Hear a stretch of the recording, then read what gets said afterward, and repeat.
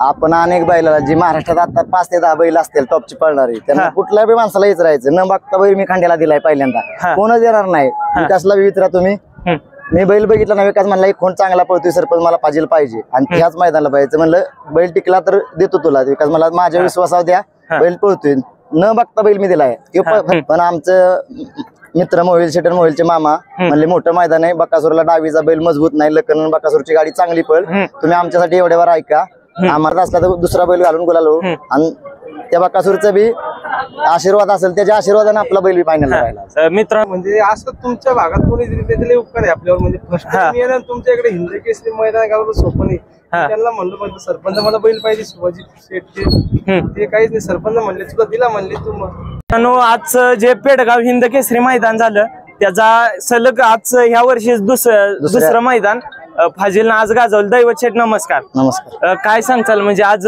कायम तो हिंद केसरी मैदानात राहतो आणि तुम्ही विकासचा शब्द घेऊन पहिल्याच मैदानात त्यांचा खांद्याला दिला आपण अनेक बैलाला जी महाराष्ट्रात आता 5 ते 10 बैल असतील टॉपची पळणारी त्यांना कुठल्या बी माणसाला हेच राहायचं न बघता बैल मी खांद्याला दिलाय पहिल्यांदा कोणच येणार नाही विकासला बी विचारा तुम्ही मी बैल बघितला ना विकास म्हणला एक कोण चांगला पळतोय सरपंच मला फाजील पाहिजे आणि त्याच मैदानाला पाहिजे म्हणलं बैल टिकला तर देतो तुला विकास मला माझ्या विश्वासावर द्या बैल पळतोय न बघता बैल मी दिलाय फर्स्ट टाइम खांड्या झाला आणि 2च जाती कोंडे असं काय इकडे फर्स्ट टाइमच पळायला 3 फेऱ्या आमच्या सामन्या लोकांचा विरोध होता एवढं मोठं मैदान आहे आणि ऑलरेडी आपला पायरा लखन बरं होता पण आमचं मित्र मोहिल शेटर मोहिलचे मामा म्हणले मोठं मैदान आहे बकासूरला डावीचा बैल मजबूत नाही लखन बकासूरची गाडी चांगली पळ तुम्ही आमच्यासाठी एवढ्यावर ऐका आम्हाला लखन द्या म्हणून मी मोठं मन करून म्हणजे सामन्यांचा आमच्या टीमचा विरोध करून म्हणलं नाही बकासूर बी आपलाच आहे लखन देऊ त्यांना आपल्याला आपल्या नशिबात असला तर दुसरा बैल घालून बोलालो आणि त्या बकासूरचा बी आशीर्वाद असेल त्याच्या आशीर्वादाने आपला बैल बी फायनल राहिला मित्र नाही ना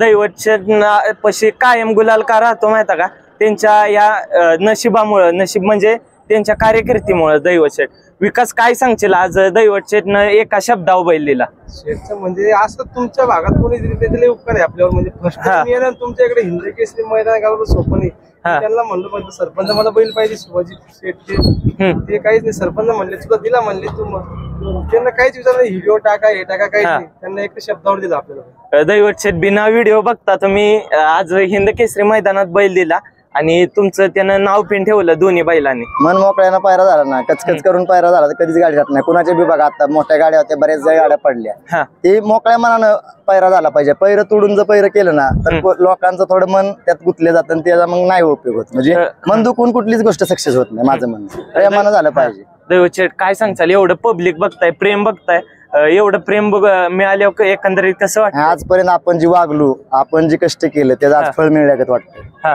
म्हणजे मित्र नाही ना अनेक जण म्हणजे फाजीलला मध्ये दात लावलेला फाजील ना त्यामुळे अनेक दिवस मैदानात 1-2 मैदानाला थोडा बैल पावसात कमी जास्त बी पळत होता त्या दिवशी सोनेरीला आमच्याकडून फायनलला लेट सुटला त्यामुळे 3 नंबर झाला बकासूरंती थोडा बैल घसारला होता आणि बैलांना दात बी त्या दिवशी लावला होता त्यामुळे बैल बी नर्वस होता पण 3 नंबर केला पण मी जास्त पळवला या महिन्यात बऱ्यापैकी 1-2 वेळाच पळवला जमलं मित्र नाही ना ह्या गुलालाला का महत्व आहे माहिती का ह्या गाडी बंगल्यापेक्षा गुलाल लय महत्व आहे आजपर्यंत पेडगाव असं या मला नाही वाटत की एखादं वर्ष चुकलं असेल की आपल्या दावणीचा बैल कुठला या पेडगावच्या मैदानात मला कळते असं मोठ्या मैदानात फायनल राहिल्याच एखादं दुसरं वर्ष चुकलं असेल पण आपल्या जो दावणीला बैल असेल ते फायनललाच राहिला दैवत शेठ काय म्हणजे तुमचे अनेक बैल कायम अशा मोठमोठ्या मैदानात फायनल असतेच नीतिमत्ता साप पाहिजे पहिली गोष्ट ज्याची नीतिमत्ता साप आहे ना त्याच्या दारात कुठलाही बैल येऊ द्या कसला बी येऊ द्या ती फायनलला राहणार दैवत शेठ काय सांगताल आज एवढं म्हणजे जवळजवळ ह्या मैदान बद्दल काय सांगत जवळजवळ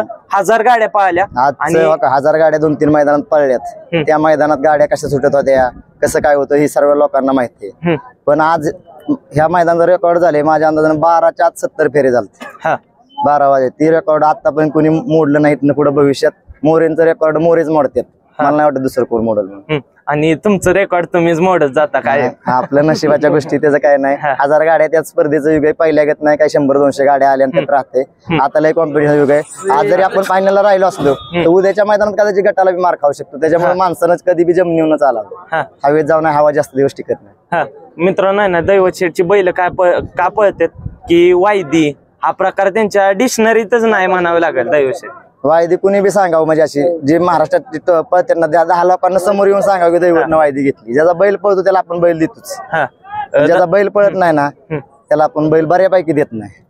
पण ज्याचा बैल गरीबाचा कुणाचा असू द्या किंवा कुणाचा बी असू द्या मोठ्याचा, ज्याचा बैल पळतो त्याला बैल द्यायला काय हरकत आहे आपल्याला. कुणाचा असा ना गाडी पडली पाहिजे एवढंच आपलं हेतू असतं. दैवत शेट उद्याच कसं कसं नियोजन, उद्या कोणती पहिली येणार? उद्या सोने आहे, 3 वासरे आहेत, 4 गाड्या आहेत आमच्या. दादांचा पृथ्वीचा लक्ष्मण आणि राजा अशा 4 गाड्या आहेत, चांगल्या आहेत दादाचे. एखादी 1-2 गाड्या राहू शकतात. आता ते काय नशिबाचा खेळ आहे उद्या, पण आहेत चांगल्या गाड्या आहेत. दैवत शेट तुम्ही जी वासरू घेता ती फेल जात नाही शक्यतो करून कुठलंच? नशिबाच्या गोष्टी आता शेवटी देवान दिलेली नजर, अनुभव, 4-10 लोक, मित्र परिवार चांगला आहे आपला, सर्व कोण फसवत नाही आपल्याला, त्याच्यामुळे ही होत. मित्रांनो आहे ना, पहिलवान पिन कायम दैवत शेट बरं असते, काळीजच मानावं लागेल.